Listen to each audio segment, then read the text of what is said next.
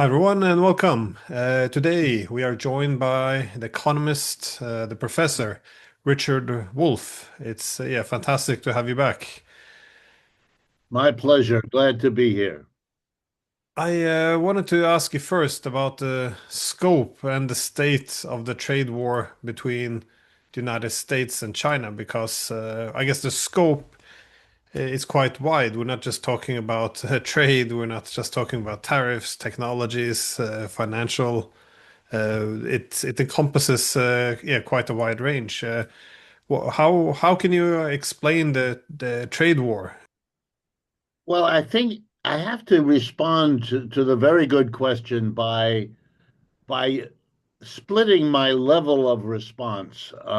So I'm going to start by saying what I think Mr. Trump's regime's motivations are, what their hopes are to get out of this. This is very much an American policy. No one should be under any illusion. The Europeans don't want this, did not push for it. The Chinese don't want this, did not push for it. This is an American initiative and should be understood in that light. So, first, let me say what I think the regime's goals are in doing all of this. And then let me talk about what I believe are the more important and underlying causes for the whole spectacle, the whole theater. It is fashionable here in the United States for the Democratic Party, the party that lost the presidential election, and the party that lost control of both houses of the U.S. Parliament, the Congress of the United States, giving Mr. Trump pretty much an enormous amount of power that he does not have to bargain with a powerful opposition. It's not that he has total power, he doesn't, but he has more than most presidents usually do. And he has decided to make use of that by being more ambitious, more willing to go to extremes than have either Republican or Democratic presidents for quite some time. You might even say for most of the last 75 years.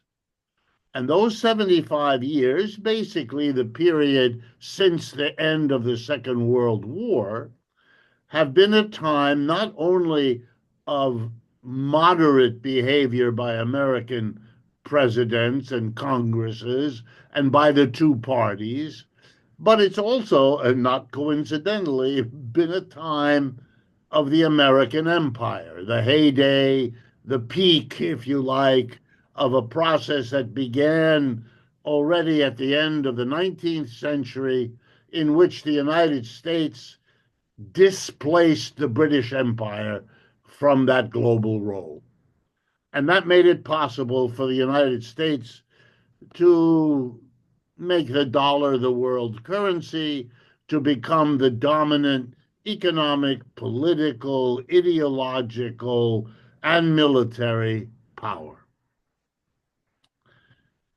The problem is that the very success of that position, and this has happened many times in history, proved also to be its undoing. So, for example, having the dollar the world currency gave the United States an enormous subsidy because the central banks around the world, in Norway, in Europe, in Asia, added to their reserves behind their own currencies, not just gold, but the US dollar, which was, quote unquote, as good as gold. And that meant that the United States could bring in French wine, Norwegian sardines, and oil, and all the rest of it, and in exchange, give you basically worthless pieces of green paper. And since you didn't want to hold worthless pieces of green paper. You use them to lend money to the United States government, which in turn used that money to pay for the empire. So, in a way, if you understand the economics, the United States in that manner got the rest of the world to finance the empire that dominated the rest of the world. It did it in a way somewhat different from how the British did it, but pretty much the same thing. When the British, ripped off India, used Indians in their army, used Indians in every conceivable way, you have a very similar situation, a bit more concentrated in the areas of the British Empire. The US dollar could do it everywhere, didn't have to have it literally part of the empire, but conducted the same, how shall I put it, fundamentally exploitative arrangement. Well, this made it so easy to borrow that our political economy became an economy in which the Republicans, who limited taxes on corporations and the rich to build up their support in the society, and the Democrats, who tended more to spend money on the mass of people to build up their support in the population, put the political leaders in an impossible situation. You could not tax, the Republicans couldn't tax the rich because that was their donor base. Politics in America is very much a matter of money. So the Republicans get their money from the people whom they protect against taxes. So you shift the burden of taxes onto the mass of the working class until they have no more money and are angry. And then the Democratic Party doesn't dare tax the mass of people either. So, how are you going to spend money on what people need?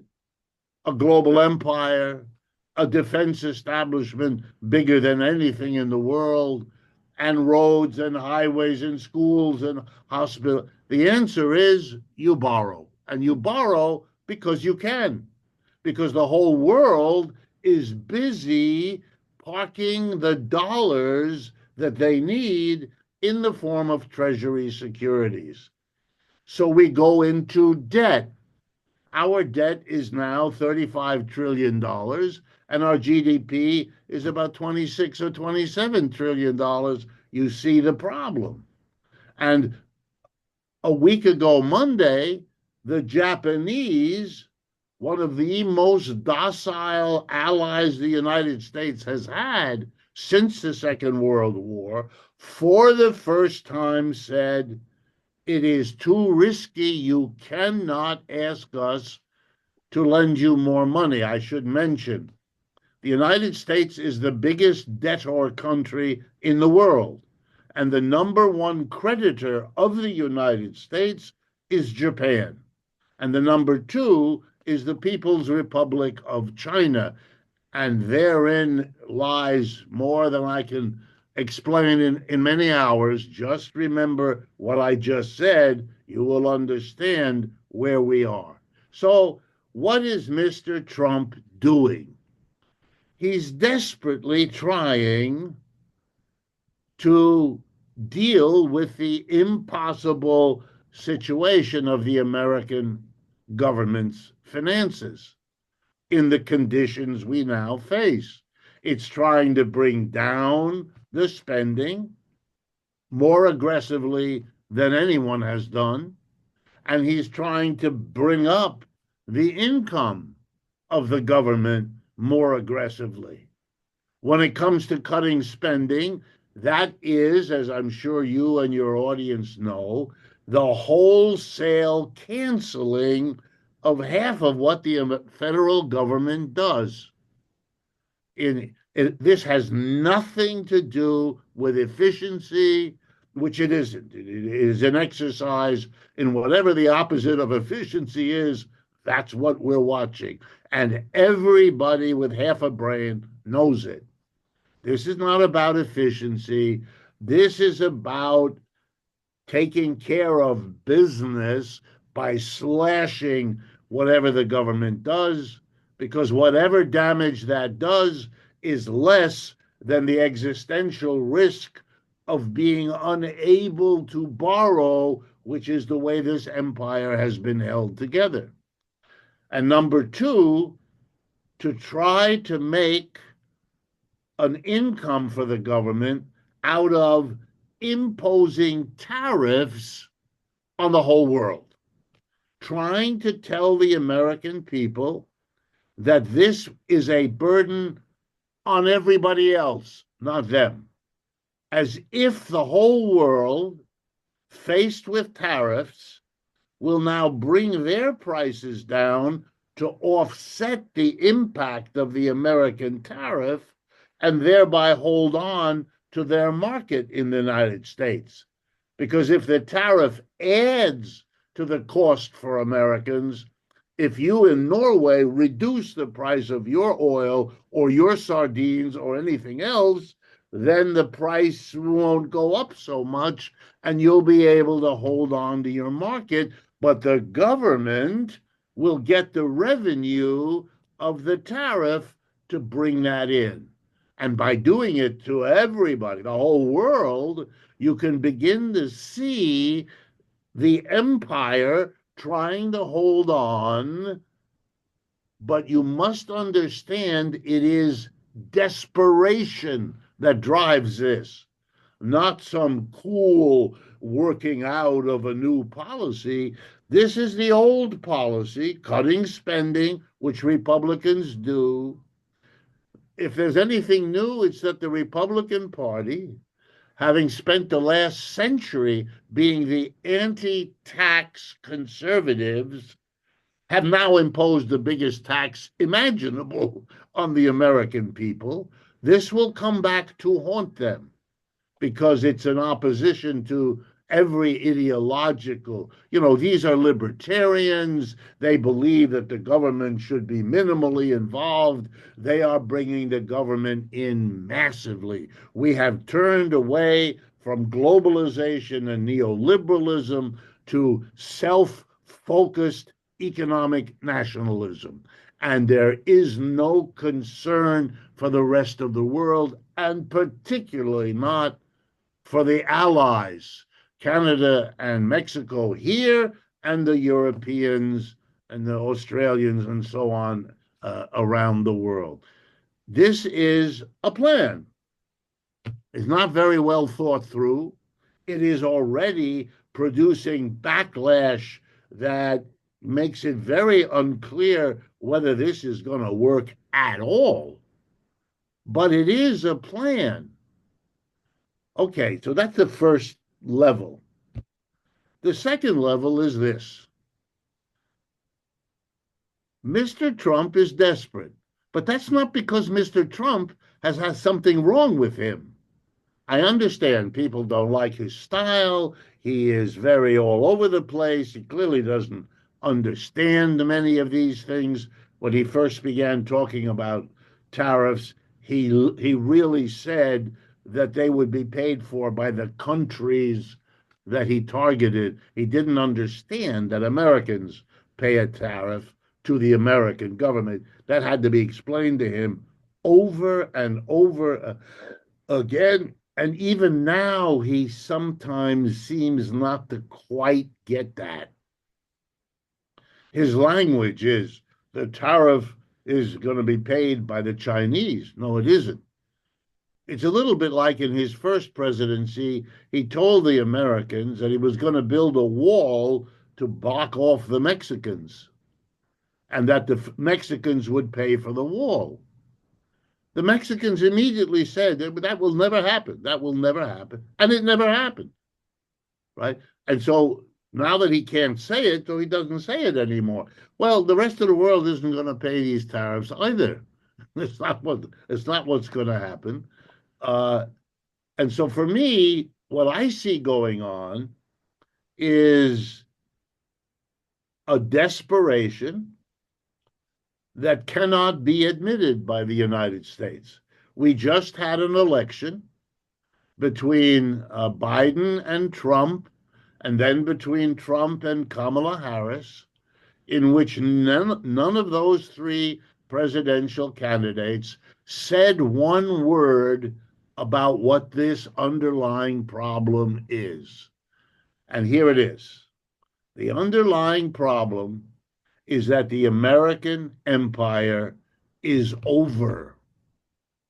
The Europeans cannot figure that out. I mean, I watch Macron or Starmer or Friedrich Merz in Germany or the woman Meloni in Italy.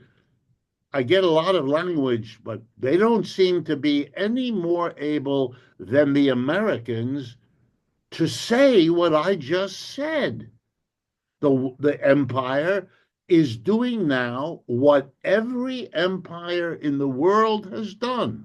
After a period, maybe lasting a century, or maybe two, or maybe even sometimes three, then there comes the peak and then the decline. We don't have a Greek empire anymore. We once did, or a Roman Empire, or a Persian Empire, or an Ottoman Empire, or even an earlier Chinese Empire. They're all gone. So the American Empire, we all understood, or should have, would eventually turn down. It wasn't a question of whether, it was just a question of when and exactly how. Well, when is now, and how, well, that's what we're watching. And the how now is desperate actions of extremity, extreme cutting back of spending and extreme imposing of taxes. And we shouldn't be surprised because it's all covered over with a denial of the underlying problem, making people desperate, mostly because what they're trying to do doesn't work. And, I don't know, maybe is it possible that Mr. Trump's policies will somehow work? It's not a zero probability. It could be. I can't predict the future any better than anyone else can, but I wouldn't bet on it. I don't think it's going to work. I think he's going to have more and more disappointment and upset, and he will be busy blaming this scapegoat, that scapegoat, to excuse the fact that it doesn't work. But the irony is, and I say this as a critic of Mr. Trump, that's not his fault. What he's trying to do isn't going to work. One final illustration. Mr. Biden, Mr. Clinton, Mr. Obama, both father and son in the Bush family, all promised in their campaigns for president to bring manufacturing back to the United States. They all promised it. None of them delivered it. Therefore, it would be very naive to believe that Mr. Trump is going to be able to do what none of them were able to do. Is it true that he's going further, going to more extreme efforts? Yes, he is. To his credit, he clearly understood that the others failed. But I must tell you, looking at what he's trying to do, I don't think so. And if I had to point to a single reason, it goes to your question. It's because for the first time in a century, the United States has a serious economic competitor. I like to remind people, and boy, the Europeans seem to need it these days. That may not include the Norwegians, I don't know, but in any case, the GDP of the United States, as I said before, 25, 26, $27 trillion. The GDP of Russia today, maybe $4 trillion. In other words, the United States and Russia were never economic competitors. Russia was much too poor. The notion of the world divided between the United States and Russia was a caricature, should never have been taken seriously by anybody. Did the Russians have nuclear weapons? Yes. Did that make them a more serious adversary? Yes. But economically, no. That's why even today, these notions that the Russians are the ones that have to be held back. As soon as the war in Ukraine is over, they will be.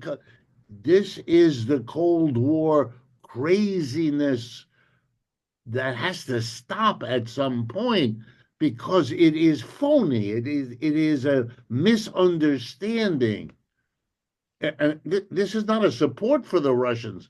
I'm not a fan of Mr. Putin or anything like that, but it's just looking at the reality. You can't sustain war without an economic foundation. Every war shows that.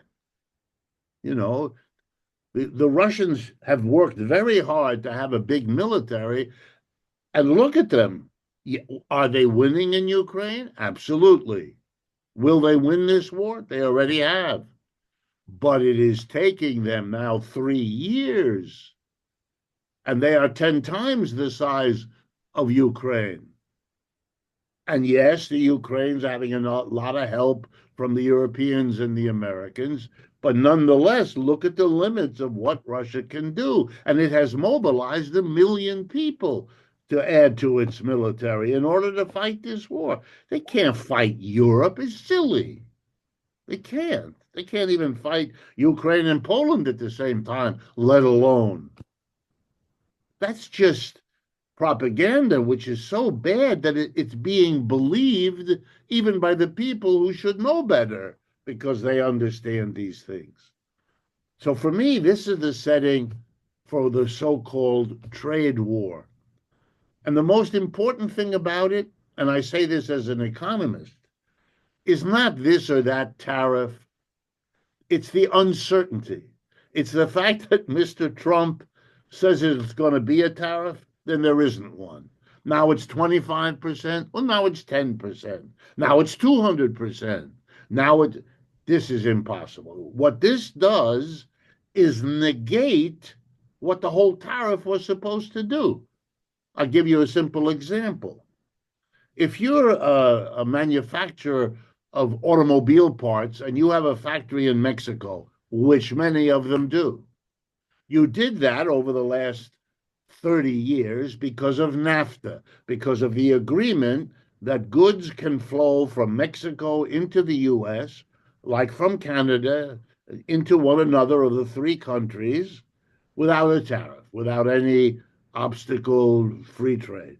So you could take advantage of the much lower wages in Mexico, produce it there, put it on a truck, and drive it across the border into Texas. No problem. Very profitable. They all did that. Okay, if you put a tariff, which Mr. Trump has said he's going to do, against all goods coming from Mexico into the United States, you're doing away with those profits. And the idea, we're supposed to believe, is that the company with the factory making the goods in Mexico will now move the factory into the United States, making the Mexican workers unemployed and giving jobs to Americans instead. But here's why it won't work. Even if the tariffs stayed in place, the problem is that the American worker remains much higher paid than the Mexican. So, how is the American company or any company, European company, how are they going to make a living because they avoid the tariff, but they have to pay the much higher wages? This is a very iffy proposition. But even that is not the end of the story. The end of the story is you don't know whether this tariff will be in effect next week, next month, next year. And so you're not going to make a very expensive, time consuming movement of your factory from outside to the United States when there's so much uncertainty. You could end up spending a fortune, move your factory, lose business for 2 years as you move it, only to discover that the tariff that provoked your movement is no longer in place. Why not? Because Mr. Trump is bargaining. He wants benefits, and he will, in exchange, get rid of the tariffs or lower them very drastically. Because you don't know. It may be much, much less expensive to pay a 10% tariff than to undertake the movement of a factory, which is very likely to be the case in many, many industries. So all of this is very iffy, very questionable, very much not a cut and dry thing. And Mr. Trump's up and down. This last week he said, "Oh yes, of course these tariffs on China will come way down. They won't be zero, but they'll come." Okay, well, every boardroom, if every Chinese company took note of what he just said, and whatever decisions they made are on hold. And by the way, if you understand capitalism and how it works, you'll know that if the employer class, the 3 or 4% of the people in any country who are employers and who therefore make the decision how much to invest, where to invest, what to invest in, those people are holding back now, trying to figure out, will Mr. Trump prevail? Will the opposition emerge? Will he lose the midterm elections next autumn, et cetera, et cetera? If the business community holds back investment, then we have a recession. And here in the United States, I can assure you the number one topic, I'm talking to you from downtown Manhattan. I can walk to Wall Street from where I'm sitting now. The number one conversation here is not about whether we're going to have a recession, but only when it will hit, how bad it will be, and how long it will last. And I don't know if the rest of the world understands this, but that's what the Wall Street people whose lives and incomes depend on this, that's what they're talking about. And that's been true now for the last 3 weeks, and there's no end in sight. Yeah, I was gonna say if I was an investor, I would, yeah, I would possibly look favorable upon some tariffs if it provided some protection or yeah competitive advantage for my industry. But I would before you start building factories and training workers, you would like to know if it's gonna stay up for more than 20 minutes, I guess. Yes, So it is not and he ideal. and he's making it, and he's not stupid. I mean, and he has around him people who will explain to him. Ever since John Maynard Keynes did his work, which, if you ever read it, is premised on the notion of uncertainty and how powerful a force that is in a capitalist economy because of the private enterprise decision making, which is always, do we invest now, knowing that it takes several years between the moment an investment decision is made and the time when the output comes off the assembly line. You always have to guess. You always have to make a guess about what it's going to be like 2 years, 4 years, 6 years, which no one can know. It's only a guess. And yet you have to commit now to something whose profitability you can only guess about. That means anything that would disrupt guesswork is immediately dangerous. Of course, if you had a rationally planned system, knowing what Mr. Keynes taught us, you would not allow that to happen. You would make sure that investments continue regardless of the guesswork. But that's already, then we're heading over into the area of socialism. And as you know, at least in our country, that's a taboo. You can't discuss that, and you can't discuss sex, and you can't discuss several other topics of great interest, but are taboo. Um, what are good indicators, though, of economic or imperial decline or even economic collapse? What is it that you're looking at? Is it the failure of reinvesting money back into the US? Is it the extent of the debt? The I'll give you several. Yeah, Uh, seven. and they're so obvious that my wife is a psychotherapist, so I borrow concepts and language from her practice. Americans are caught in a syndrome for which the key word is denial. They don't want to see something. It is urgently important not to see it. You know, it's like a love affair if it ends. The one or the other of the partners don't want to see the end because it's very painful and they wish it weren't the case. And so, the famous remark here in America, only your best friend will finally tell you, having observed that this is over now, right? So I have compassion. I am an American. I was born here. I've lived here all my life. I've worked here all my life. I'm sitting in New York City, which is the financial capital of this country, et cetera, et cetera. Very hard. And so they don't see it, but it's all there. So let me begin. The United States went to war in Vietnam 30, 40 years ago or longer, 50 years ago. And our enemy there was the Communist Party of Ho Chi Minh in North Vietnam. The United States lost the war. The United States is a big, powerful, rich country. Vietnam, let alone North Vietnam, is the opposite. Poor, been poor a long time, very limited military resources, and on and on and on.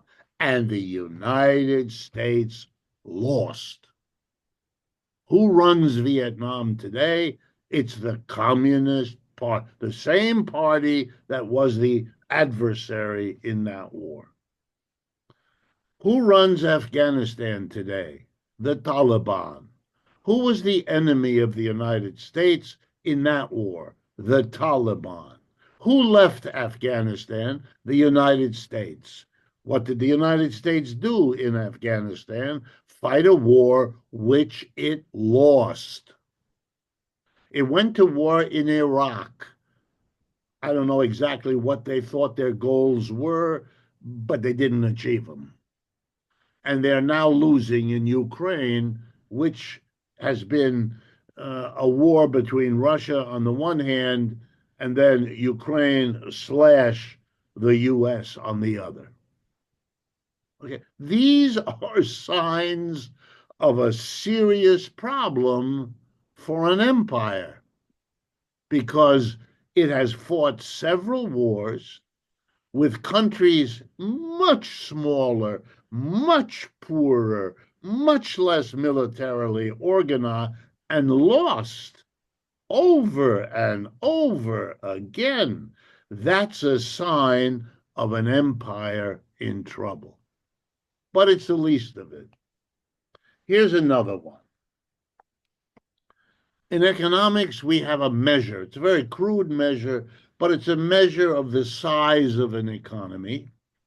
It's called the GDP, Gross Domestic Product. Many people know about it. And we measure it for all countries in the world. Each year, we have a number that tells us what is the rough size. It's just adding up the total output of goods and services in one calendar year in a country.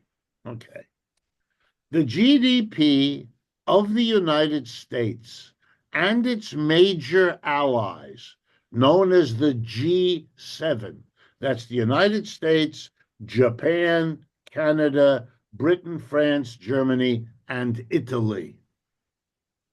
If you add those all up, it's about it's 7 countries, and they have together about 28% of the global GDP, the total output of goods and services of all countries on this planet.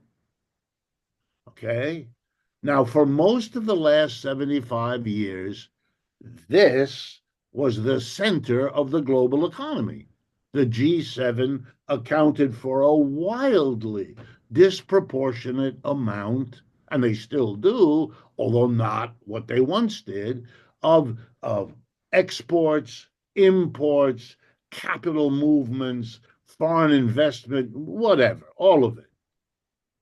And the US dollar was the currency that they presided over. Okay, right now, I did the same calculation for the People's Republic of China. And I asked, what is the GDP there? And what is the GDP of the alliance that they've built called the BRICS? Brazil, Russia, India, China, South Africa, plus another 10 or 15 countries that have joined the BRICS since the original 5. Okay, what is it today? If the G7 is 28% of global GDP, what is China and the BRICS? Answer, 35% of global GDP. In other words, and for the first time since the Second World War, we have a new world economy in which there are two big economic power blocks, not one, two. The one that used to be dominant is now number two, not even close to number one. 28 and 35 are far apart. And the gap is growing.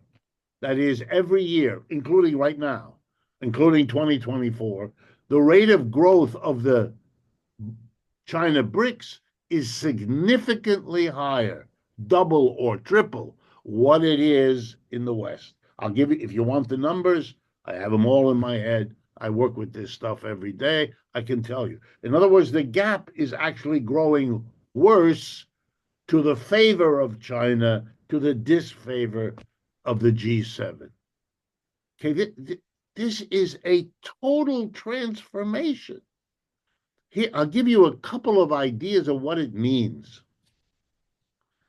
Now, when any country in Asia, Africa, Latin America, or increasingly now in Europe too, when there's a need for a railroad to be built somewhere, or a port to be built or expanded somewhere, or a proper medical system to be established, where do the representatives, public or private or partnerships, where do they go? Do they go to Washington and London the way they always did? Yes, they do. But when they're finished, they don't go home. They get on an airplane and they go to Beijing or New Delhi or Sao Paulo. And they ask for the same support, an export market, an import source, capital investment, whatever. They ask the Chinese and their allies, here's what we got in London and New York. Can you do better? We don't favor either of you, but we have to do this at the best terms we can get. And the Chinese are now richer and they give them better terms. That's why if you look at the railroads being built in Africa, they're mostly being built by Chinese.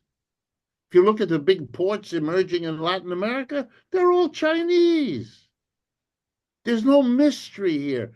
But to not see what it means, you got to be crazy. You have to have a level of denial that is stupefying.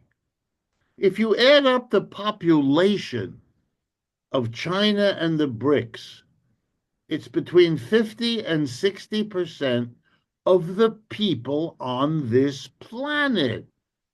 The United States has 4.5% of the people on this planet, and the G7 has under 20%. There's no comparison. And now that China has shown us that it can match high tech development on a par with that of the United States, which they have done.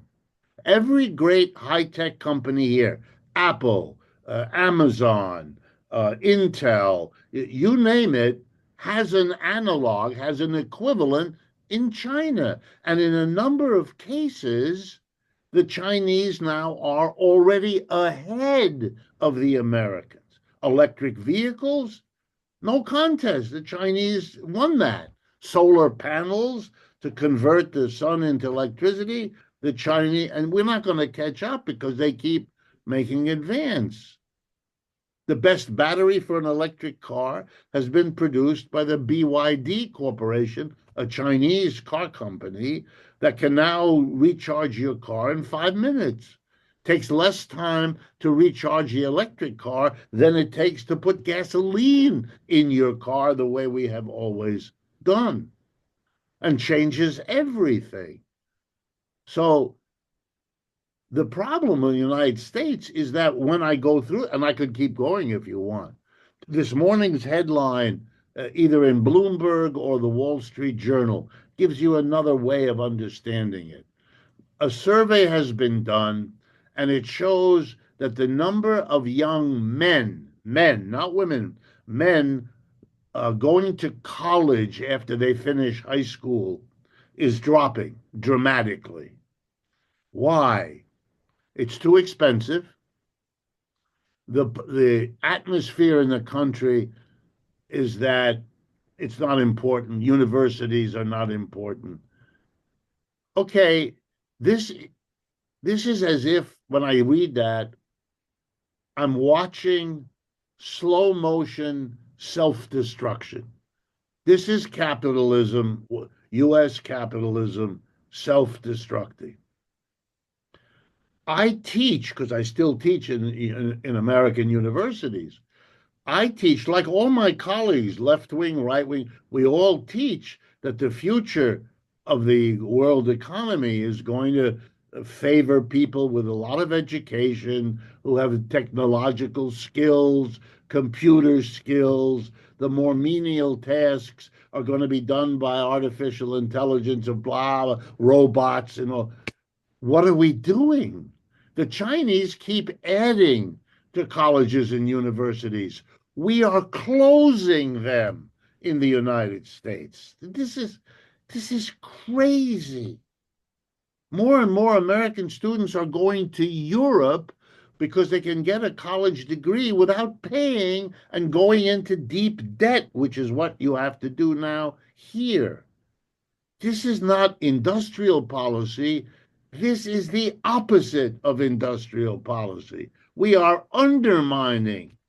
And by the way, by not having young men go to college, you know what that does to the decision making of employers around the world? Move your production here? No, no, no. Not, you won't have the pool of educated labor you need. You're not going to come here.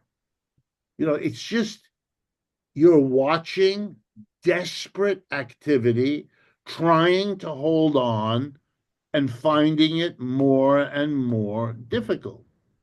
And the last thing that might interest your audience, as more and more Americans are falling out of the global economy because the United States is not anymore a balanced economy, what we have in this country is we have the financial center, that's New York, and the high tech center that's in California and Massachusetts. Those are successful money making machines. But you know what that means for the rest of the country? That they are junior partners of New York, Massachusetts, and California. And they had little enclaves, but the mass of people in the cities, in the suburbs, and in the rural areas are in more and more difficulty. And so, what they did in recent years was move sharply to the right politically, as you see in Europe too. That's why we have Trump. That's why you have, for example, the rather dramatic shift of the Swedish and Finnish political elites. That's why you have on the left Orban and so forth. This is strange, but you're having some of the same problems that we are. But because the United States was so dominant, it's sharper and more dramatic here. But I make you a prediction, and of course, I don't see the future any more better than anyone else. But when the movement to the right has shown itself to be incapable of dealing with these problems, you're going to see a sharp movement to the left. And don't be surprised. That's what's coming because solving these problems requires two things we don't have. One, a willingness to see it, what our problems are, to understand what it means to be on the downside of an empire. And the second thing we don't have is a political organization, a political party able and willing to say that, to teach it, and to come up with a policy to handle it. When we get that, then the left will become a very formidable force here in the United States because our left is large. Our organized left is not here. Yeah, it's not going to be a fun few years we're going into. It, I guess, yeah, so a brief last question. Do you see any ways of reversing it? Because it feels as if the collapse of empires already commenced, and I think, yeah, also see this in Europe, though. But is Yes, what is it too late to reverse any of this? yes, Because I just see Trump's efforts to reindustrialize. He wants to do too fast, effectively. A lot of the things, he should, if you want to rebuild the economy, he has to look a bit the way the Chinese did it, but it did take a few decades. But I'm not sure if he's patient enough. So, and when that left organization that I'm talking about, when it arises, as I think it will do exactly what you just said. It will say we have to look at what the Chinese did and learn from it rather than try to destroy it. It's not working. The American government has designated China as its big problem for almost 20 years now. That began under Obama, if not sooner, if not even earlier than that. It's not working. It's just perfect. It's another example. The Chinese keep growing. Look, according to the IMF, in 2024, the year that was just completed, the fastest growing country among the G7 was the United States, which grew GDP 2.8%. All the rest of the G7 grew slower, less than that, and Germany went into a recession. And Germany used to be the engine of Europe and all of that. The Wirtschaftswunder of the last 75 years. Well, what did the IMF say China's growth was in 2024? 5%. What was India's growth? 7%. Okay, this is 2 and 3 times what the best of the West could do, the United States. And so you're not defeating the Chinese, you're losing. You're losing. And when you're losing, you have to face it so you can minimize your losses at the very least and reverse the situation if you can. I don't see us doing that. I think here's the evidence I would point to if I had to. Literally over the last 3 or 4 days, the Chinese, Xi Jinping, their leader, has made it crystal clear. You keep putting tariffs on us, we won't go as far as you do. The Chinese very cleverly always wait and respond so that the blame for the whole process goes on the initiator, the United States. And then they're very careful to raise less than quite equivalent. That's a game, that's theater, because at these levels it's immaterial. There will be no, and the Chinese are busily organizing how to avoid any trade with the United States. And now here comes the alliance with the BRICS. They have an ongoing alliance with 55 to 60% of the people of the world. That's their resource to try to find alternative markets, to try to find alternative sources. And lest anyone be under a mistake, let me remind you about something having to do with the Ukraine war. When it begins in February of 2022, the president then of the United States, Joseph Biden, the Secretary of State, Blinken, and others said that this was a war that would collapse the ruble, that would collapse the Russian economy, would see the end of Mr. Putin as a leader, and maybe even break Russia up into smaller countries. Unbelievable. None of that happened. Russia's growth in 2024 was faster than that of the United States. I mean, that's the IMF. I'm not my numbers, their numbers. Okay, so what exactly is it that's going on here? Well, the Russians turned to the BRICS.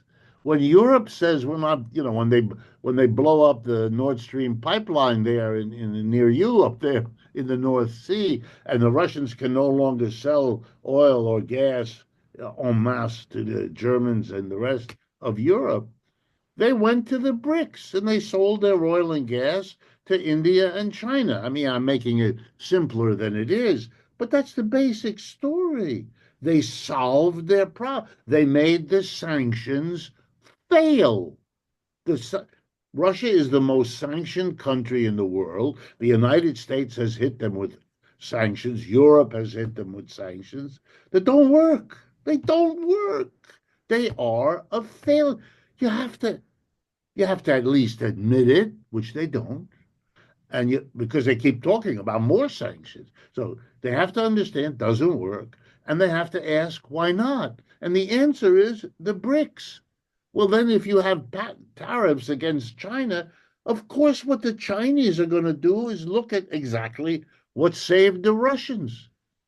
And indeed, one of the things the Chinese are doing is making loans to Russia to enable Russia to buy what the Chinese can't sell in the United States. And it is so, if you pardon me, obvious that the really interesting question isn't about the strategy, but the blindness of the West, of the United States, and even more of the French and the British and the Germans. Are you seriously? Your reaction to this, and I don't mean to blame you, obviously, or for that matter, Norway, which is not responsible for this.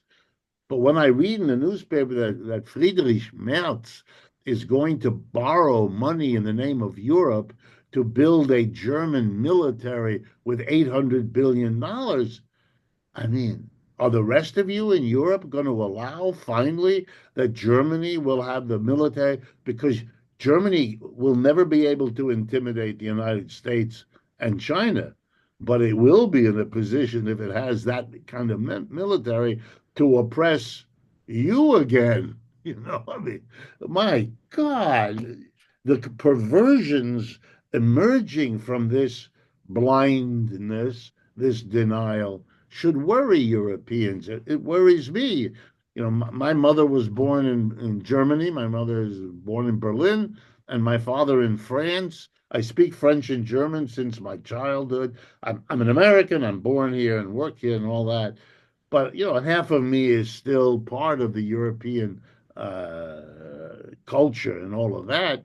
And I'm very fearful. What I see is very depressing in terms of their desperation, hanging on to the United States, which no longer cares about them, and this kind of weird fearfulness about a Russian, which is nutty. The Russians have their problems and do their bad things, no question. I'm not asking anyone to embrace them, but the notion that they're going to attack, I mean, it's just Well, I guess, yeah, the problem bizarre. is if you need a course correction, you have to, like you said, you have to first recognize where the problem is. And I think the problem is there's, especially on this side of the Atlantic, there's just too much wishful thinking and commitment to narratives. Like I actually worked in Moscow as a professor there in political economy in 2018, 19, and 20, and I worked on this Greater Eurasia Initiative, which is Russia's initiative to integrate its economy with the East. So when the sanctions began, well, really, yeah, put in high gear in 2022, I said on day one, this will never work. The Russians have been preparing themselves so they can diversify. We cannot, but they can. This is going to be a horrible disaster. And instead of discussing whether or not the metrics of this, whether or not this is correct, the only feedback I ever got was, well, that's what the Russians are saying. Are you supporting their narratives? Why aren't you supporting our narrative? I mean, Yeah, this is the level of intellectual discourse now. There's no course correction. It's just, if you support us, repeat, we have a form for you. Like just say ABC here. This is yeah, all the only thing we have. There's no course correction. We're just gonna go continue digging. It's yeah. We have that here too. We have that. You make an argument, and the answer is that sounds like Putin's narrative. yeah. We get exactly, we get exact, and you look at and say, I mean, I don't care about Mr. Putin, and nothing. I don't like him. There's nothing, I have a daughter who very angry at Putin because of the misogynistic treatment of women, but you can't get anywhere with them. They don't want to think about it. They don't want to hear about it, and it's extraordinary. What would interest me, and obviously it's your program, but if someone like you, especially with your experience, would help us, because here in the United States, there's consternation about why the Europeans would be holding on to this narrative of the terrible, awful, horrible Russians. Wow. I mean, you could be critical of them. They did this or that. Yeah, that's not a problem. But this overarching notion of sort of this domino theory that if you let Ukraine, if you don't support Zelensky, well, then they will come through, Ukraine and take over everybody else. I remember when I hear that here, I remember telling them during the Vietnam War, it was told we have to support the war because if the communists win in Vietnam, then they will take over Laos and Thailand and Malaysia. None of that ever happened. They won in Vietnam. End of story. All of these terrible domino theories were never, ever true. It's very strange. Strange. It's exactly the same now. After Ukraine, it will be Poland. They keep Yes. telling me, I ask for evidence, and that's then they say, well, are you spreading Putin's Yes. narrative? So, anyways, Professor Wolf, thank you so much for your time. I always appreciate talking to you. My pleasure. And please send us a link because we will be happy to post it as well on our media. Will do. Thanks again. Bye bye.